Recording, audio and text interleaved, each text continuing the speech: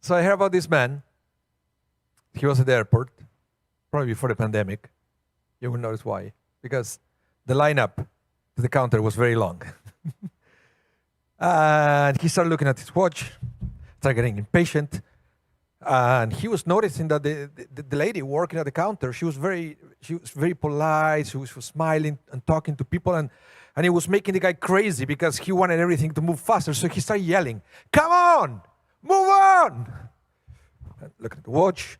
People were, okay, one person, another person. And he was starting to lose it. "Come on, move faster, faster, faster." Eventually it's his turn, and he started yelling at the lady, telling her how slow she was and how she has to start moving faster and blah, blah, blah, blah. The lady, she was smiling. She was polite. She was never rude to this guy. Amazing. After this obnoxious guy leaves the counter, the person behind him said to the lady, "I can't believe your attitude. I mean, you were amazing. You must be a very religious person to keep your cool in front of this guy." And she said, "Religious? Not really." I said, "But how were you so calm?" I said, "Well," he was flying to Denver, but his luggage is going to Bangkok. So I want to talk to you today about faster or further.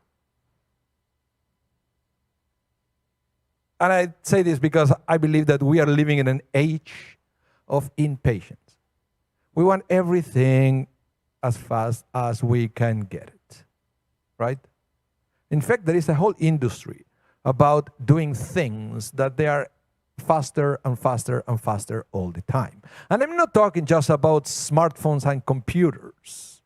There are many things that, if you notice, they try to add the value of making it faster, all the way from fast food. There is even a name for that, fast food, right? To now we are going through a pandemic, but then you have the rapid test and so forth. If you pay attention around, there are many things that we try to do faster. But then we realize that the faster doesn't mean that it's better, right? Fast food is also known as junk food. There is a reason for that.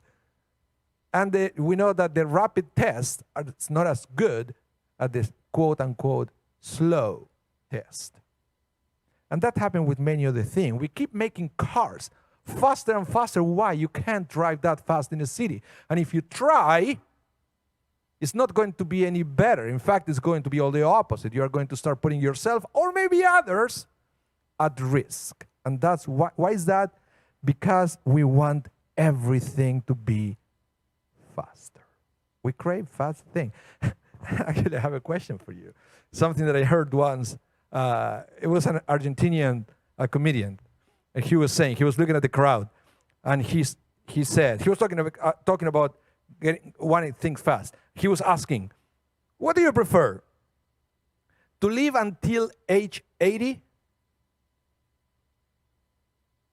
or to live until age 100? So, do you prefer to live up to the age 100, but with an internet that is so slow that everything gets disconnected all the time, everything is buffering, everything gets disrupted? Do you prefer to live up to age 100 with that kind of internet, or up to age 80 with a super fast internet?"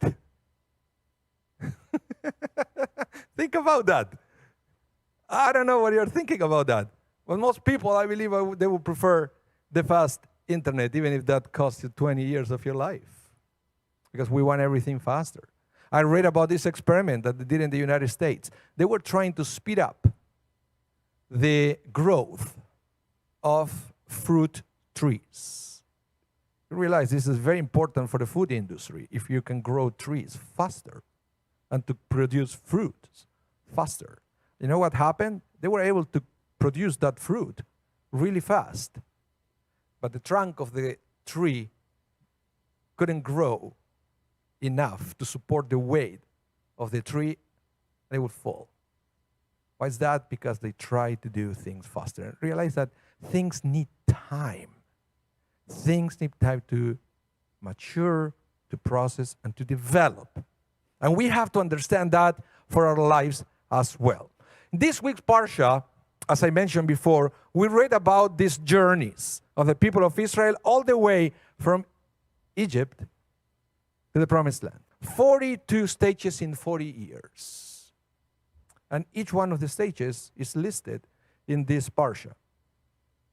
And you would say, okay, why did they need 42 stages? Why didn't they go straight from Egypt to the Promised Land? Well, in fact, they did. They went there right away, within a year. They failed. Remember the episode of the 12 spies?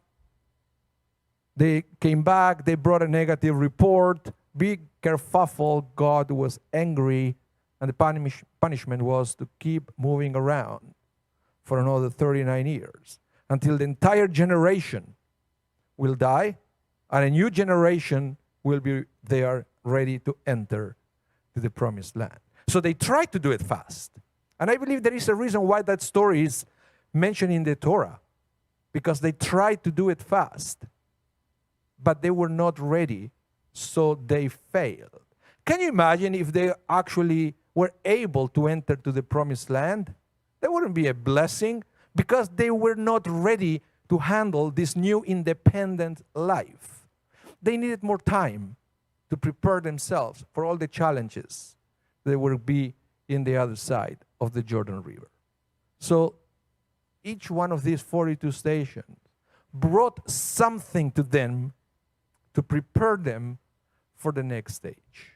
So even when we read through this Parsha, and we read, oh, come on, we have to read these 42 stations, it's kind of boring, kind of dry. Do we really have to do it? You see, that's our instinct. We like to fast forward everything. We do it on TV shows.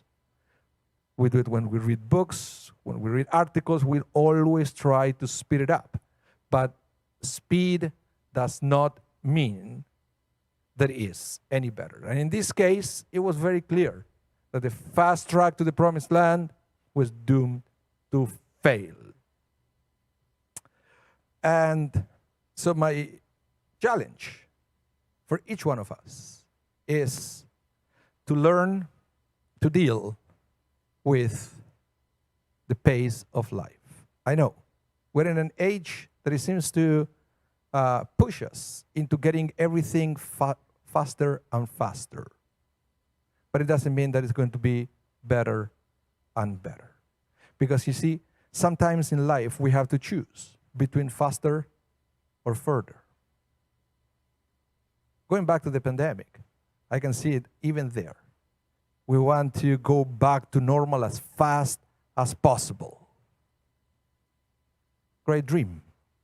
But you have to ask yourself, is faster better? Is faster safer? I believe the Parsha seems to imply that sometimes things take the time that they need. So the invitation is, yes, to dream big, but to understand that things take time. And if we try to speed it up, yeah, it will go faster, but not necessarily further.